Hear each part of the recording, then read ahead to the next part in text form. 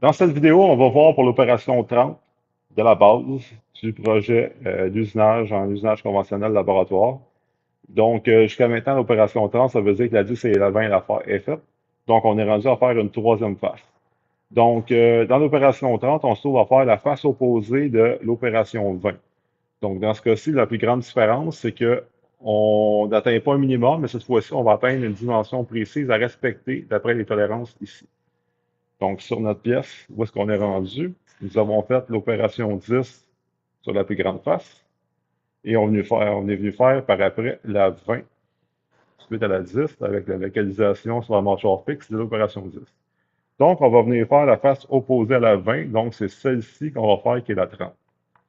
Si on voit sur la gamme, la lock de la surface au P10, elle va être encore une fois sur la mâchoire fixe.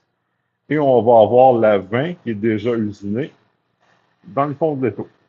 Cette fois-ci, la gamme nous mentionne d'utiliser les bords parallèles 1/2 pouce, qui sont ici.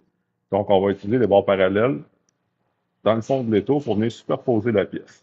Dans ce cas-ci, le but n'est pas de rehausser la pièce pour dégager les mâchoires, mais bien avoir le dégagement pour être capable de venir prendre une mesure avec notre pied à coulisse. On utilise la feuille à surfacer 2 pouces.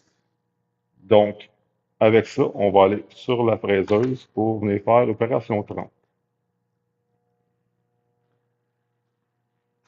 Donc, sur la fraiseuse pour les besoins du vidéo, mes outils sont sur le chiffon ici.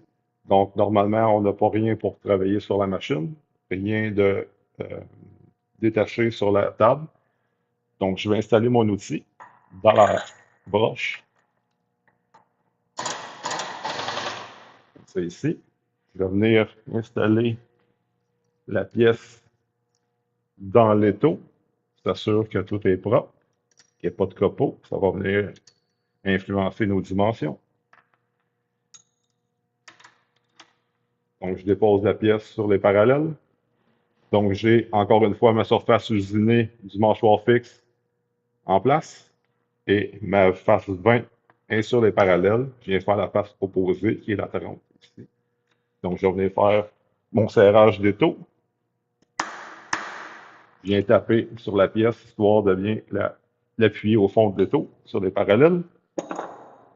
Je vais mettre en marche la fraiseuse.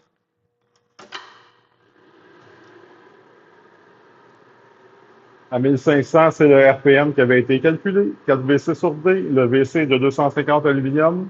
Mon outil est au carbure, un diamètre de 2 pouces. Donc, de là que je retiens le RPM de 1500. Je vais fermer les portes. Je vais m'approcher pour placer l'outil au-dessus de la pièce. Comme ça ici. Je vais mettre l'outil en rotation, toujours dans le sens horaire. Il y a un petit délai pour que la machine atteigne son RPM. Une fois fait, je vais pouvoir m'approcher avec le volant de l'axe des ailes. Donc, je vais aller délicatement en approchant la surface pour venir faire un léger contact. Donc, encore une fois, on est sur un brut. Je peux me permettre cette technique tout en étant à la dextérité d'y aller tranquillement.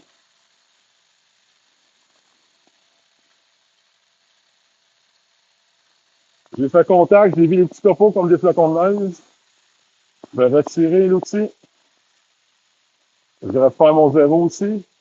Dans l'ordre, c'est pas grave. L'important à retenir, c'est que mon outil n'est pas arrêté sur ma surface en contact. Je laisse tourner l'outil. Je viens faire mon Z0 pour mon niveau où est-ce que j'ai pris contact. Je peux enlever un peu de matière. Je peux y aller. Dans ce cas-ci, à 10 millièmes, d'après mes calculs, c'est correct. Je vais faire une première passe avec un avance manuel avec le volant X.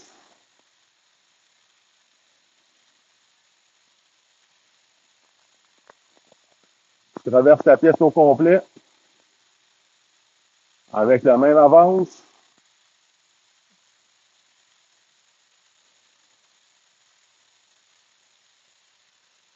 Là, j'ai traversé la pièce au complet. Je peux arrêter la rotation.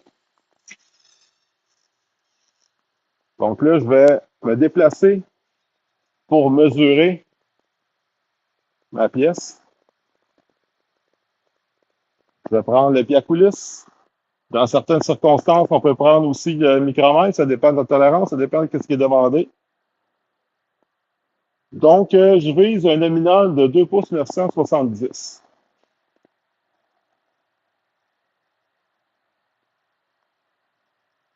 Je vais me déplacer encore. Je vais passer d'espace pour prendre une mesure correcte. Je vais vraiment avoir un bon appui sur les avec mon pied à coulisse. Donc, je me trouve à être à 2 pouces 995. OK? Ça veut dire que je suis à 25 millièmes de mon nominal. Donc, pour une part de finition, à 25 millièmes, je suis correct. On veut avoir 970 plus ou moins 2. Donc, je vais me rapprocher.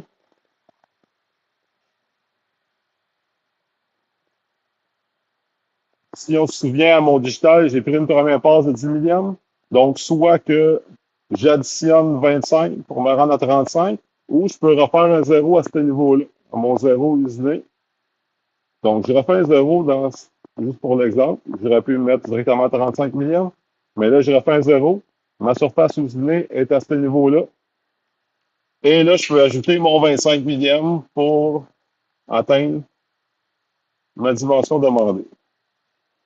Si on est un peu moins certain de notre chose, de notre exécution, de notre prise de mesure, on peut prendre un peu moins de matière pour remesurer, pour histoire de confirmer le tout.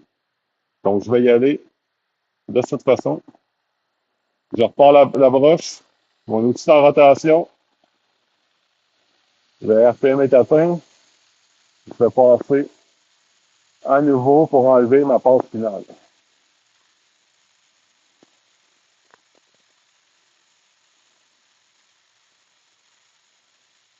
Très important d'avoir une avance constante. Il ne faut pas que ce soit saccadé.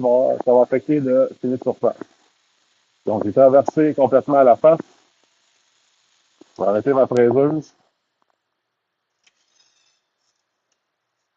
Je vais me dégager un peu pour pouvoir mesurer à nouveau.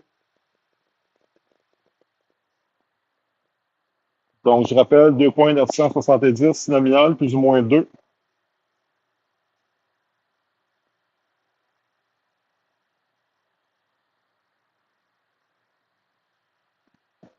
Bonne valeur.